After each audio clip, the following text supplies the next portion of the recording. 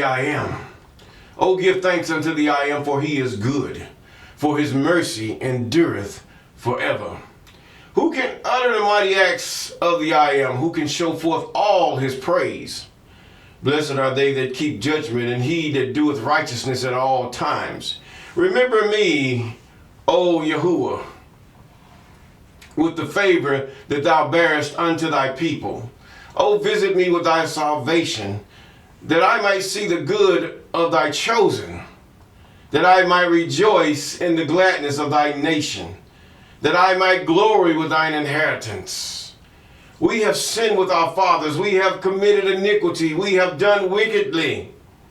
Our fathers understood not thy wonders in Egypt. They remembered not the multitude of thy mercies, but provoked him at the sea, even at the Red Sea. Nevertheless, he saved them for his name's sake, that he might make his name mighty to be known. He rebuked the Red Sea also, and it was dried up. So he led them through the depths and through the wilderness. And he saved them from the hand of him that hated them, and redeemed them from the hand of the enemy. And the waters covered their enemies, there was not one of them left. Then believed they his words, they sang his praise. They soon forgot his works, and they waited not for his counsel, but lusted exceedingly in the wilderness, and tempted Yahweh in the desert. And he gave them their request, but sent leanness into their soul. They envied Moses also in the camp, and Aaron they sank, the saint of the I Am, or the anointed of the I Am. The earth opened and swallowed up Dathan, and covered the company of Abiram. And a fire was kindled in their company, and the flame burned up the wicked. And they made a calf in Horeb, and worshipped the molten image. And thus they changed their glory into the multitude of an ox, similitude of an ox that eateth grass. They forgot God, their Savior, which had done great things in Egypt, wondrous works in the land of Ham, and terrible things by the Red Sea. Therefore he said that he would destroy them, had not Moses his chosen stood before him in the breach, to turn away his wrath, lest he should destroy them. Yea, they despised the pleasant land, and they believed not his word. Psalms 106, 1 to 24. Deliver me from the hands of evil spirits, who have sway over the thoughts of men's hearts. And let them not lead me astray from thee, my God. Establish thou me and my seed, that we go not astray henceforth and forever. Jubilees chapter 12 and verse 20. And we just read 106, Psalms 106, 1 to 24. Yes. Good morning, good afternoon. All praises to the Most High. He that inhabits all things. He that inhabits time, space, material, whatever you would name, God is there. The Most High is there. That spirit that moves over the waters is there. He's there. He is that he is. He says, I am that I am. Yes, he did. That means anything. I just am. God says be, and it is. He said, see and know I am he, and beside me there is no other God. I am he that kill and make alive. I wound, and I am he that can heal. No man can escape my hand of power. Yes, it is he that liveth forever, with no beginning and no end. Can't get your mind over that. Some of you can't. Hard. Many mock at God. The more they mock, the more they disbelieve, the more those who God have shown the way, which is the law, have turned away, the more I know that God is getting ready to come and deliver us from the hand of this wicked and cruel earth, the people of the earth. Yes, it's not a light thing that God should part the Red Sea. or cause the sun, it's a light thing. I mean, it's really a light thing that God should part the Red Sea, or cause the sun not to shine in the day, or cause the moon to be darkened at night. It's a light thing for God to heal a soul of its ailments when the man's life hangs in the balance, or when it's gone, to bring him back to life. That's a light thing. But his biggest thing that he did is when he moved upon the water out of the darkness. You say, how can God have... God doesn't need light. God needs nothing. God does not need light. He made light for you, man. He made light because he was getting ready to cause man to come into this earth. He already had his plan already organized and set, according to my understanding.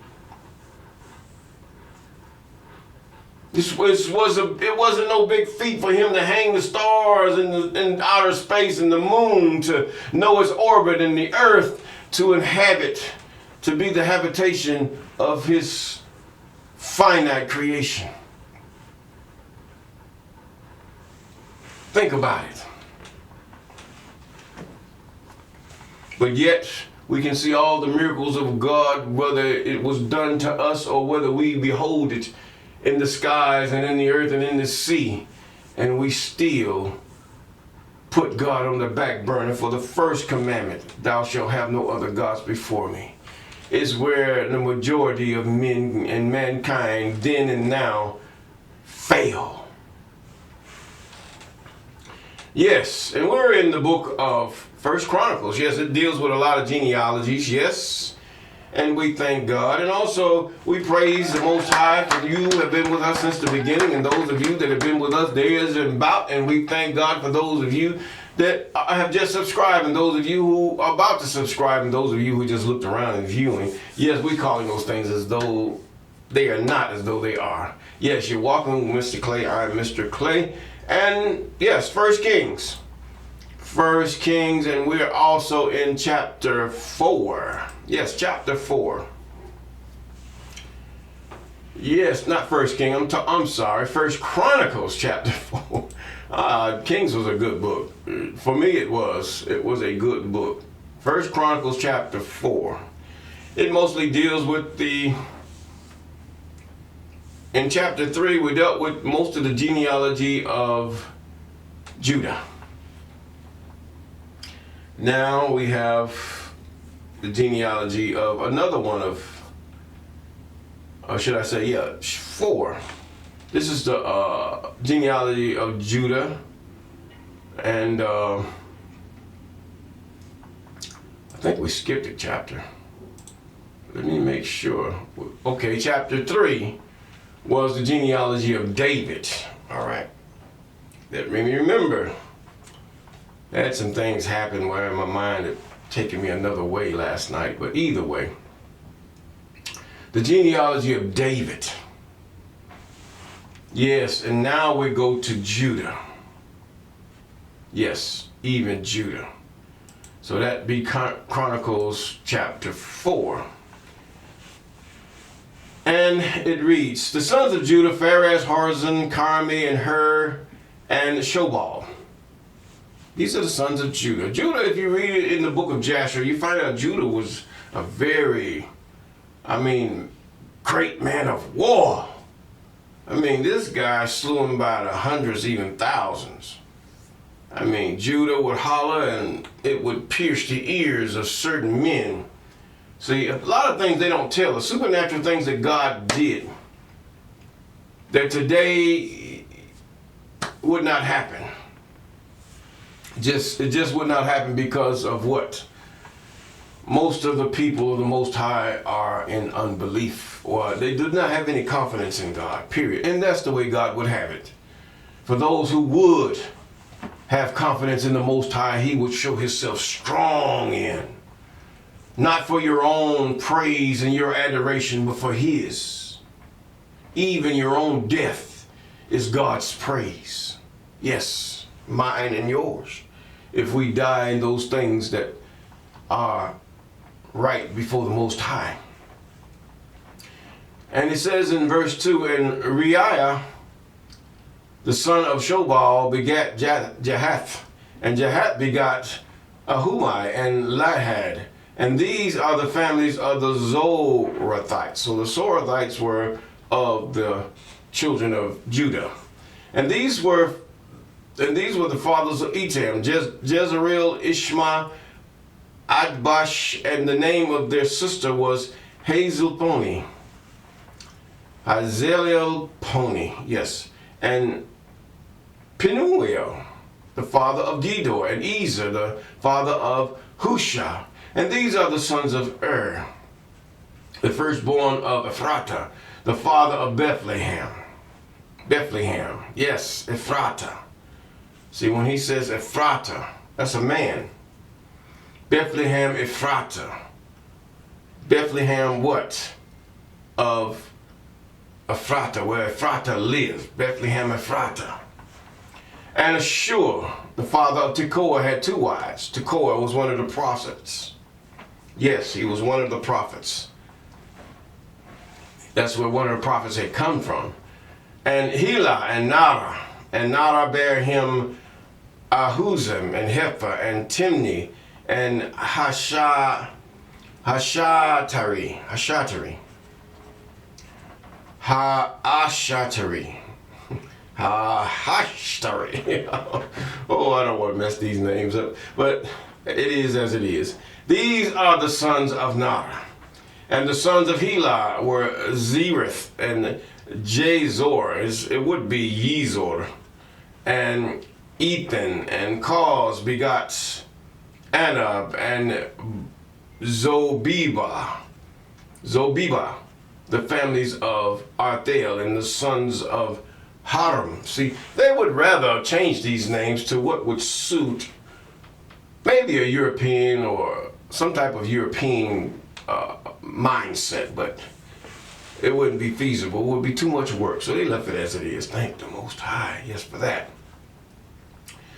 And Jabez was more honorable than his brethren, and his mother called his name Jabez, saying, because I bear him with sorrow. Why would this scribe or this chronicler or this census taker or this historian say Jabez was more blessed than the rest, or he was more honorable? What would make one more honorable? Would that not be the law? Their obedience and their adherence to the law of the Most High, His statutes, ordinances? Yes, wouldn't it not be? Yes. So Jabez says, now he's following God, he's honorable. Now this had to be before the I am also, saying, because I bear him with sorrow. That's what Jabez mean. Jabez also called on the God of Israel, or the God of Jacob, or Abram. Oh, that thou wouldest bless me indeed and enlarge my coast, that thine hand might be with me, and that thou wouldest keep me from the evil, even as Abraham prayed. Deliver me from the hands of evil spirits who have swayed the thoughts of men's hearts, that it may not grieve me. And God granted him that request. Apparently he pleased the Most High. Yes, Jabez pleased the Most High. You just can't pray that. You see some Christians call that stuff, oh, the prayer of Jabez, enlarge my territory. But the fact is, you cannot pray that prayer unless you are keeping the commandments, statutes, and law of the Most High. And if he does allow you to be rich and wealthy, it's to your own testing. Sometimes the Most High would allow you to go up and way back down and show you where your love truly is. Verse 11. And Jalad, the brother of Shua, begot Medar, which was father of Eshton. And Eshton begot House Rapha, and Paseah, and Tinina, the father of Arnahash, yes. These are the men of Reka. And the sons of Kenaz was Othniel and Siriah, and the sons of Othniel were Hatat, And Meonithai begat Ophrah, and Sariah begot Joab, and the father of the valley of the Karasim, for they were craftsmen. So we know craftsmen. It could mean craftsmen in stone, craftsmen in wood, craftsmen, in many things. Don't necessarily have to be one thing. Could be a mechanical craftsman that it calls different things to work a certain way. 15, and the sons of Caleb were Jephunneh. Now the sons of Caleb were the son of Jephunneh, Aru, Elah, Nahum, and the sons of Elah, even Kenaz. And the sons of Jali, Jahaliel, Ziph, and Ziphah, Tara, Azariel, and the sons of Israel, Jether, Mered, Ipher, Jalon, and she bare Miriam and Shemai and Ishba, and the father of Estimoa. And his wife, it should be Yedudijah, or Redujiyah, or Yehudiyah, because that would have been a Y. But they changed it to the J to protect their paganism. Bear Jared, the father of Gedor, and Hebor, and the father of Soko, and Jekuthiel, or Yekuthiel, and the father of, you see how they tried to change the Ye, where people were naming themselves after the Most High Yah?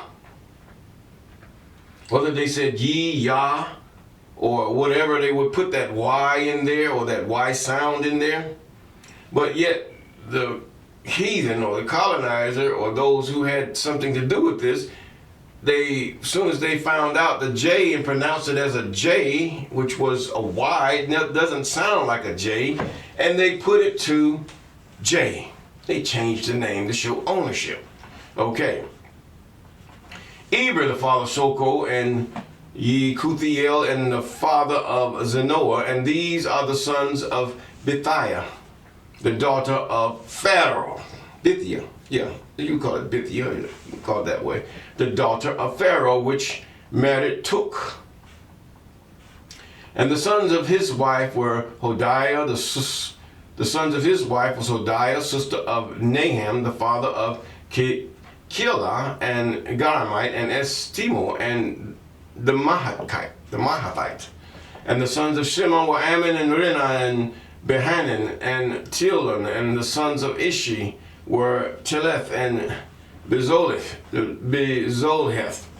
Now, you see these women that had these children. See, you can also, if you trace, since the Egyptians were more on the matriarch side, should I say, according to how they label things, you have to realize that in this society they label things. Either you're a Democrat or a Republican, or you're a left or you're right. You cannot be a name. You're put into a group. But to tell you the truth, when the game is over, we all go back into the earth or into the same box. Isn't that something? Your riches cannot save you from death. Neither can your position nor your should I say, your noble bloodline, as you think, cannot save you, even from the judgment that is to come from the Most High, and that judgment that He would send towards you even on earth. Yes, God can send a judgment towards you. You wonder why your children are going through things, why are they dying, or why things are happening in the schools and all these calamities and stuff. God can send sentence of judgments that He have judged you. Yes, He can. You can ask God, why didn't you judge me like this? But yet you say God's ways are not right. Well, God says, are your ways not right? In other words, I got more power than you, brother, sister. I got more power. You can't do nothing to me. To just talk me down, I allow you to do that. But then when I get tired of your foolery, this God will take you out. And no policeman or judge or jury or army can stop Him. Who can deliver you out of the hands of God? No one. The sons of Simeon, verse 20. The sons of Shimon were Amnon and Renan and Behanan and Tilton, and the sons of Isha were Zoeth and Bezoeth. The sons of Shelah, the sons of Judah were father of Lekah, and Ladah. Now his name was not the ear to be confused. Yes, the ear that can be confused with the ear, because these are the sons of Judah.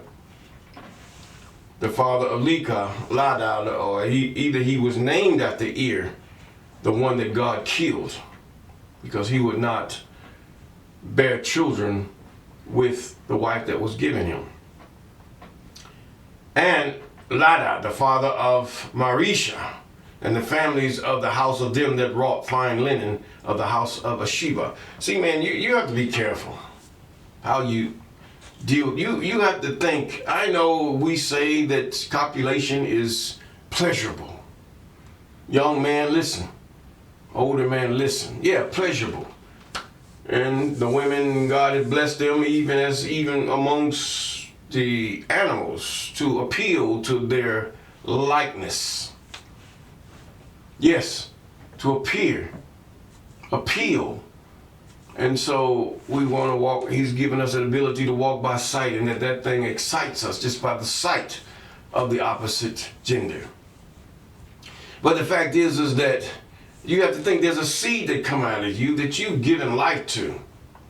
Yes, there's a seed. In other words, when you pass that seed, life is given unto it as it goes into the female. Even all male species are like this, because God breathed into Adam the breath of life. So the life is going to go into that seed, and it's going to enter the woman, and therefore it goes through a metamorphosis, or just like a butterfly, it turns into a human.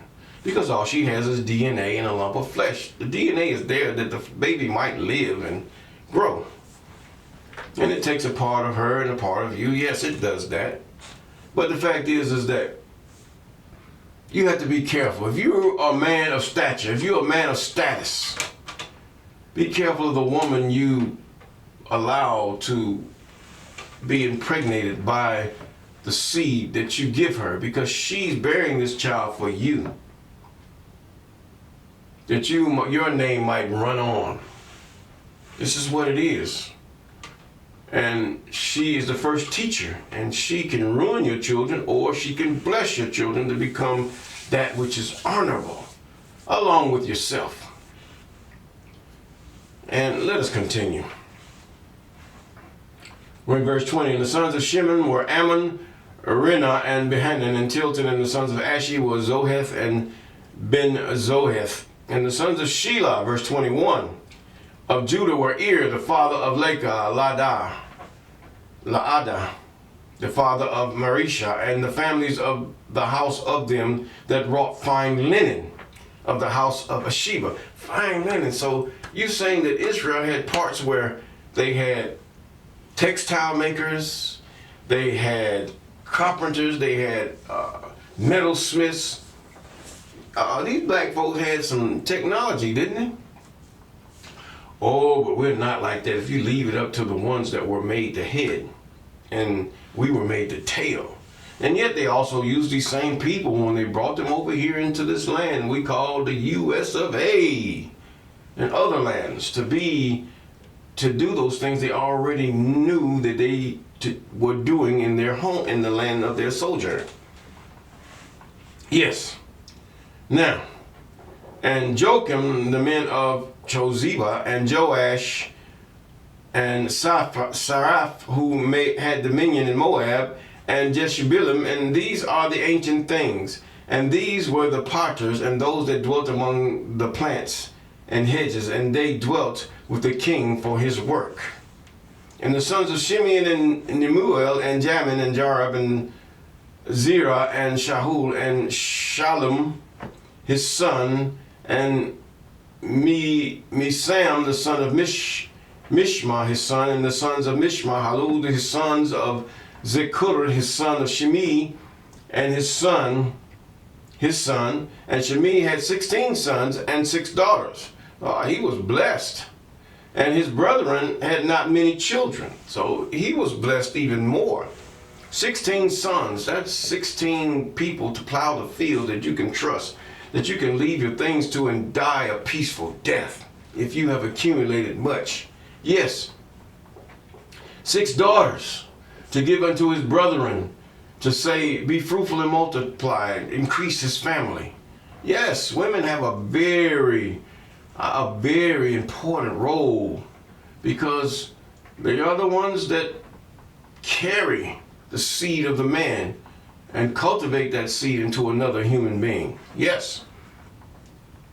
But his brethren had not many children. 28. And they dwelt at Beersheba and Molada, and Hazar-Shual, and Bilhah, at Ezim, and at Tolad, and at Bethuel, and at Homa, and Zilklad, and at Beth-Harkaboth, house of Markaboth, or Beth Markaboth, and Hazar-Susim, and Beth Biri, at Zaarim. And these are their cities unto the reign of David. This is where they dwelt during the reign of David. And their villages were Etam, and Anan, and Rimmon, and Tochin, and Ashan, 5 cities, and all their villages that were round about the same cities into Baal. See, these they were worshiping because they did not remove the people out. Hint, hint, South Africa. Now, and it became a thorn in their flesh.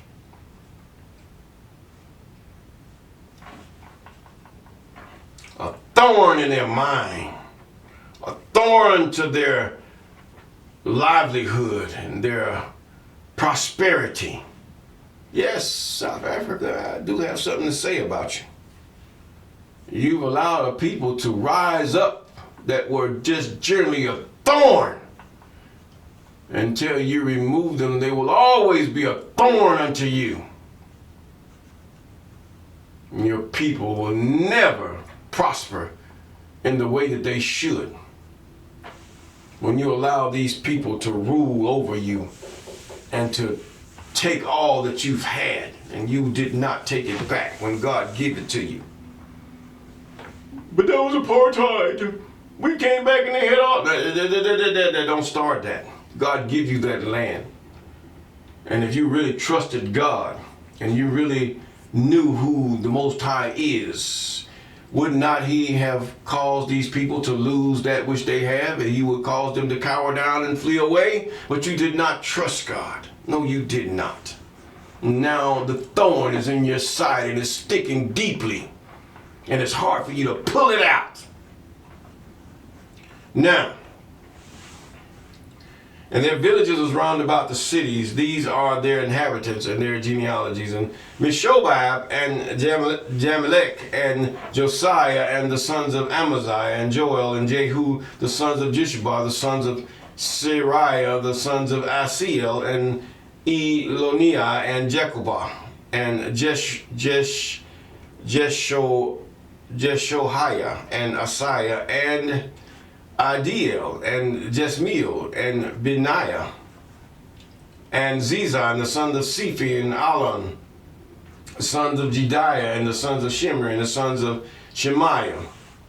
Yes, you take in contrast with Burkina Faso, a young man who took the land and says, we're going to cause all this land to belong to the people or the government, and it shall be the people's land.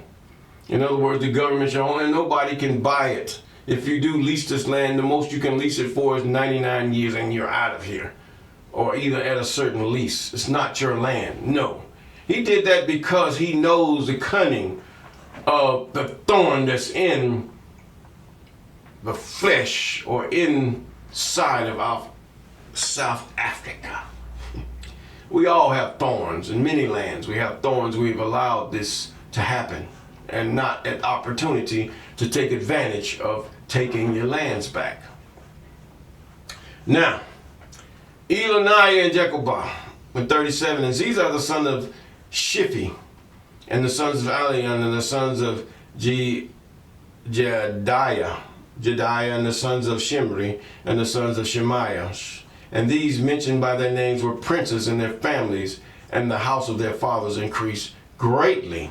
And they went into the entrance of Gedor, even to the inside of the valley, to seek pastures for their flock. And they found fat pastures and good, and land was wide and quiet and peaceable, for they of Ham had dwelt there of old. In other words, God ran them out, but the flock stayed there. God preserved it. And these written by name came in the days of Hezekiah, king of Judah, and smote their tents. And the inhabitants were found there and destroyed them utterly unto this day. They got the thorn out and dwelt in their rooms, because there was pasture there for their flock. Yes, they did. In other words, they did not slack their hands. They did not show cowardice, but they trusted in the I am their God, their power. And they defeated and slew these people when God gave them opportunity to flee. And they did not. And some of them, even the sons of Shimei, 500 men, went to Mount Seir, having for their captains Pelathiah and Neri and Rephaiah and Uzziel, the sons of Ishi, and they smote the rest of the Amalekites and were escaped and dwelt unto this day. You have to find out that even in this day, God is driving out certain peoples out of certain lands. And if you cannot get the writing on the wall, it's going to be bad for you. I mean, he's doing it through many means. He's trying to be nice to you. Some of you, you have, even those of you that are of the same skin as Judah and Israel. I'm talking about the ancient Judah and Israel. Of the same skin. He's giving you time to get out the way too, because you're not like us. And with that, if we keep the commandments, statutes, and ordinances of the Most High, yes, we can be at peace.